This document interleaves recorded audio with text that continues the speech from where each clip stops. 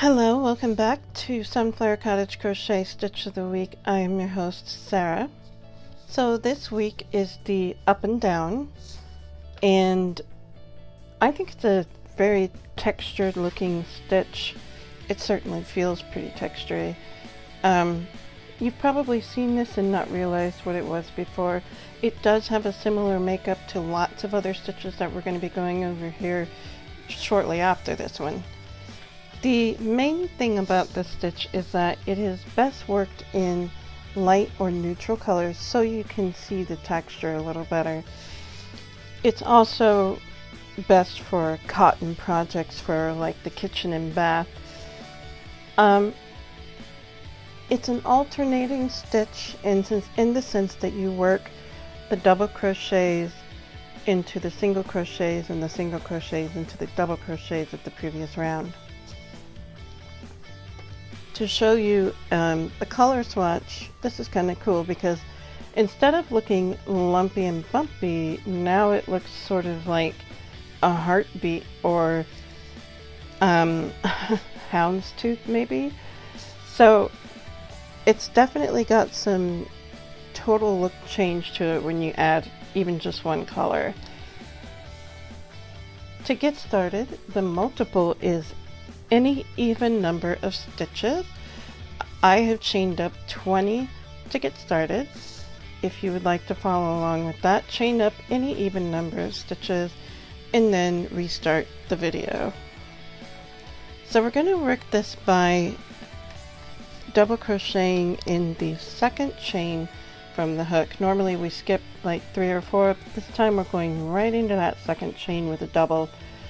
So, and it's going to feel a little tight at first, but that's the only stitch that's going to feel that way. And then you're just going to do a single crochet in the next chain, and it's going to puff that double crochet right out. Then you're going to do a double in the next chain and a single in the next, double in the next, single in the next, double in the next. That's your repeat. You're alternating singles and doubles all the way down your chain. So if you want to do that, and then I will meet you at the end and I will show you how to change colors and work up the next row. Alright, I am back at the end and I have one stitch left. All you're going to do is finish out with a double crochet. And since I'm going to change colors, I'm not going to finish my stitch. But this is what this side will look like for right now. I'm going to go ahead and cut my yarn, grab the white. If you've been watching my videos, you know I don't tie knots.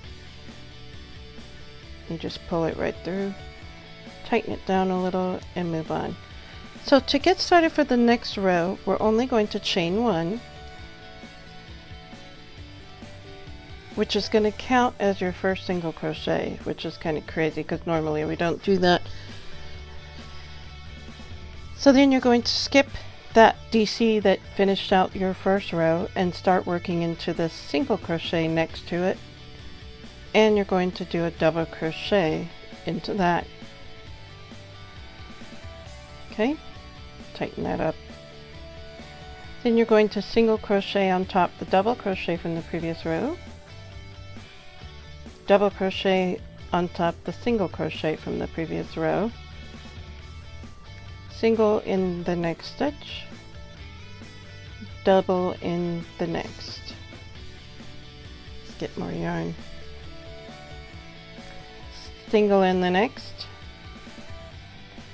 double in the next.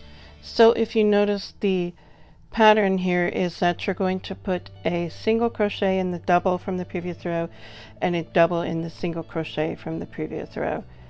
And you also notice how puffed out these stitches are now that we're on the other side here.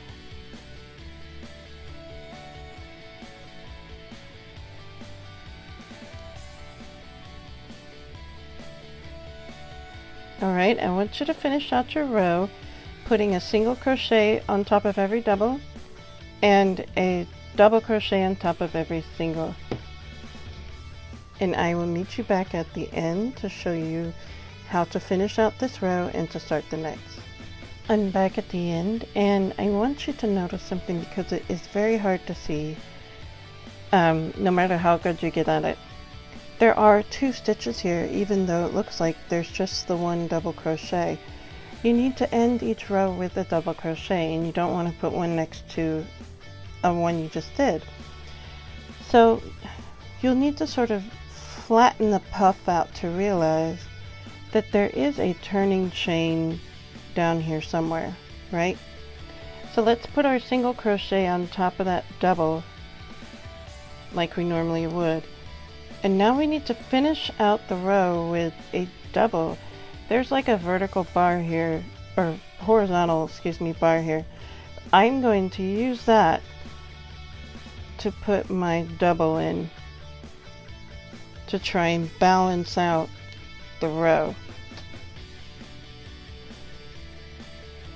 Here's what it looks like so far. I'm going to go ahead and leave the white and just show you how to start the next row one more time. So all you do is chain 1, which counts as your single crochet. Otherwise you would normally single crochet on top of that double that you just did. Now we're going to skip over that and work a double into the single from the previous row, and a single onto the double, and then a double on the single, and a single on the double. If you can remember that, you're golden.